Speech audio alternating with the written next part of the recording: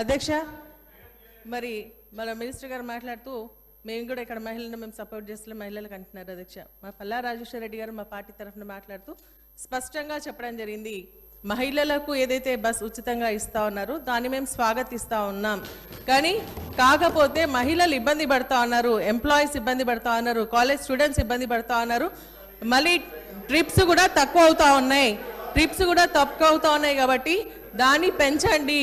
మహిళలకు ఇంకా సౌకర్యంగా ఉండాలంటే బస్సుల శాతాన్ని పెంచాలని వాళ్ళు స్పష్టంగా చెప్పడం జరిగింది. ఇంకోటి అధ్యక్ష, ఆటో డ్రైవర్ల గురించి మాట్లాడుతున్నారు. అధ్యక్ష, ఈరోజు ఆటో డ్రైవర్లు ఇబ్బంది పడుతున్నటువంటి విషయాన్ని సభ ద్వారా ఒక ప్రతిపక్ష నాయకులుగా వారు చెప్పడం జరుగుతోంది. ఒక నిమిషం అధ్యక్ష, చనిపోయినటువంటి కుటుంబ ఆటో డ్రైవర్ భార్యలు కూడా ఇబ్బంది పడుతూ ఉన్నారు.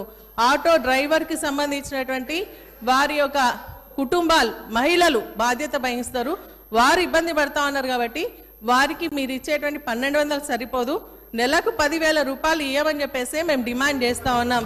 ఖచ్చితంగా ఇవ్వండి, ఆ కుటుంబాలను ఆదుకోండి.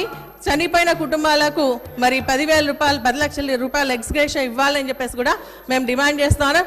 మరి ఇంకొకటి ఏంటంటే, మీరు మహిళలుగా మా గురించి మాట్లాడుతూ ఉన్నారు. మేము అడుగుతా ఉన్నాం, మహిళకు మహాలక్ష్మి అని పథకం తీసుకుని రావడం జరిగింది.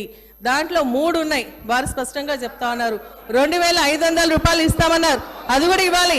500 గ్యాస్తో పాటు మరి అది కూడా ఇవ్వాలని కూడా మేము డిమాండ్ చేస్తా ఉన్నాం. అధ్యక్ష.